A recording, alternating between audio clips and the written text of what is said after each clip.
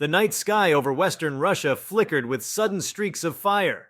Somewhere above the forested frontier, an object moved faster than any radar could track, a whisper of heat slicing through the upper atmosphere. It was not the missile that captured global attention that night, but what it revealed, or rather, what it evaded. Ukraine had just done the unthinkable. It had fooled North Korea's most advanced air defense system, deployed by Russia to guard its territories and strategic assets from Ukrainian aerial attacks. In one swift, audacious maneuver, a Ukrainian operation exposed the weaknesses of a system touted as one of the most formidable ever exported by Pyongyang. Before we start, hit the like and subscribe buttons for more exclusive news. The incident was not born of luck, but of a calculated strategy crafted by Ukrainian military intelligence and electronic warfare specialists. In a war defined by drones, deception, and digital warfare, Ukraine's ability to outsmart a newly introduced foreign defense network marked a profound turning point. For months, Russia had been relying heavily on a mix of its own aging S-300 and S-400 missile systems alongside a growing arsenal of imported technology from its few remaining allies. Among these imports, North Korea's so-called Pyongyang Shield, an evolved derivative of its KN-06 surface-to-air missile platform, had been quietly stationed near Belgorod and Kursk. It was designed to intercept high-speed drones, cruise missiles, and low-flying aircraft with precision. Moscow, desperate to close the gaps left by years of heavy attrition, had placed enormous faith in this North Korean addition. What happened next became one of the most remarkable examples of technological warfare and psychological maneuvering in the conflict. Ukrainian forces, aware through satellite intelligence and intercepted communications that a new air defense grid had been activated along Russia's western front, began to probe it with precision. The method was as elegant as it was risky. First came a wave of low-cost decoy drones, flimsy, barely more than plastic shells with heat-emitting signatures and misleading transponders. These flew in erratic patterns, intentionally mimicking the radar profile of larger, more dangerous cruise missiles. The North Korean radar operators, trained on a doctrine emphasizing rapid engagement, responded exactly as Ukrainian strategists had predicted. Within minutes, the Pyongyang shield systems locked on and unleashed a storm of interceptor missiles. Each missile cost hundreds of thousands of dollars. Each decoy drone cost Ukraine less than a few thousand. The sky erupted in a storm of artificial lightning as missile after missile pursued false echoes into empty air. When the first engagement concluded, the air defense battery's radar arrays had overheated, the command systems were flooded with erroneous targeting data, and its ammunition reserves were half depleted. But Ukraine wasn't finished. The second wave followed almost immediately, a carefully timed sequence of advanced kamikaze drones carrying electronic countermeasure pods. These were not meant to strike the targets directly, but to broadcast disruptive signals across multiple radar frequencies. The North Korean designed tracking systems, lacking the adaptive algorithms that Western or Russian systems possess, faltered under the electronic noise. Their radars momentarily went blind.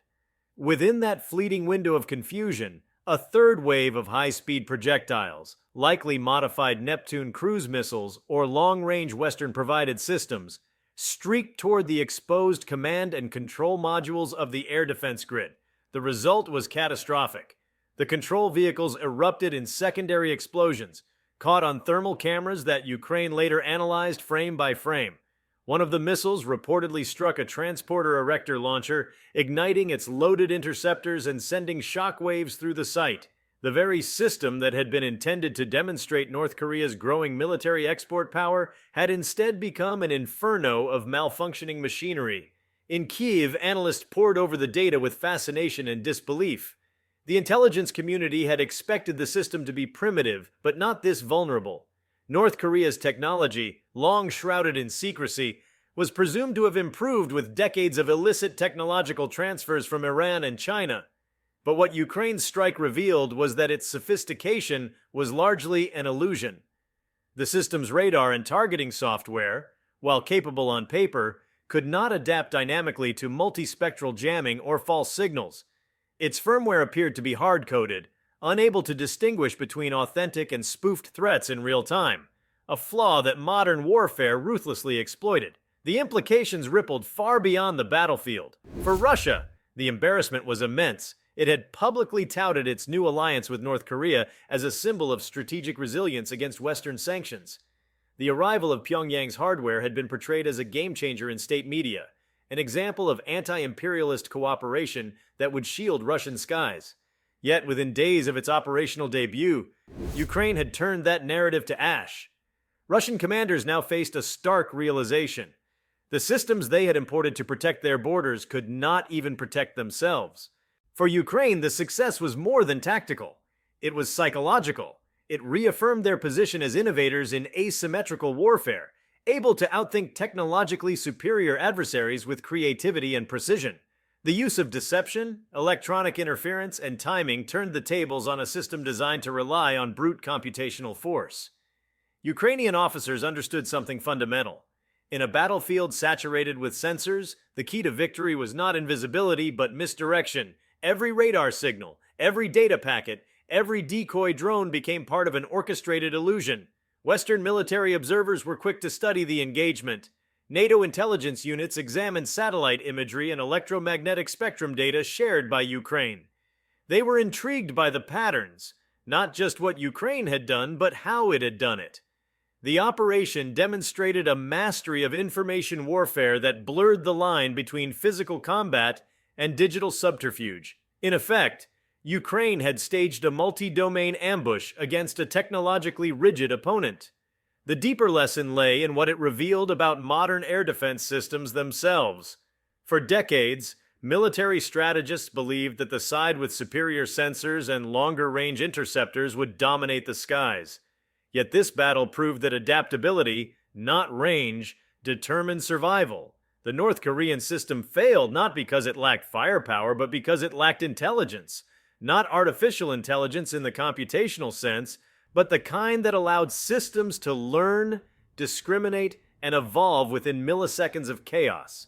Ukraine had designed its offensive precisely around exploiting those limitations. The deception campaign leading up to the strike had been in motion for weeks. Ukrainian cyber units operating covertly infiltrated Russian communication relays that handled air defense data aggregation. They seeded false information, simulated radar ghosts and dummy flight paths that mimicked Ukrainian drone activity hundreds of kilometers away. This digital sleight of hand forced Russian and North Korean operators to redistribute their defensive coverage, leaving critical sectors momentarily underguarded. When the actual strike came, those sectors were the ones directly in its path. It wasn't only machines that were deceived, it was people too. The radar operators, conditioned to respond instantly to incoming tracks, were overwhelmed by a storm of contradictory data. Every warning light and signal demanded action. The stress of continuous high alert status led to human error, amplifying the chaos. By the time they realized the true nature of the assault, the missiles were already inbound. The strike also had a symbolic resonance in global defense circles. For decades, nations like North Korea and Iran had marketed their military technologies to pariah states as cost-effective alternatives to Western and Russian systems. The failure of the Pyongyang shield under real combat conditions cast serious doubt on those claims.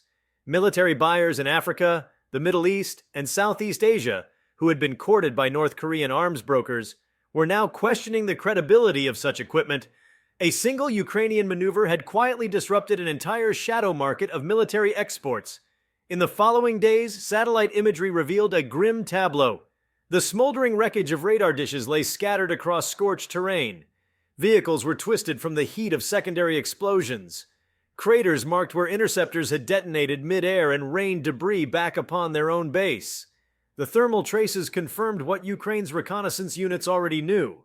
The air defense system had been rendered inoperable. Not even emergency crews were able to salvage much from the site. The damage was too extensive, the electronics too charred to analyze. If you like this video, please give it a like and subscribe to our channel. Also, could you leave your comments below and tell us? What are your thoughts on Ukraine tricking North Korea's defense system? We want to hear from you. Thank you for watching and see you next time.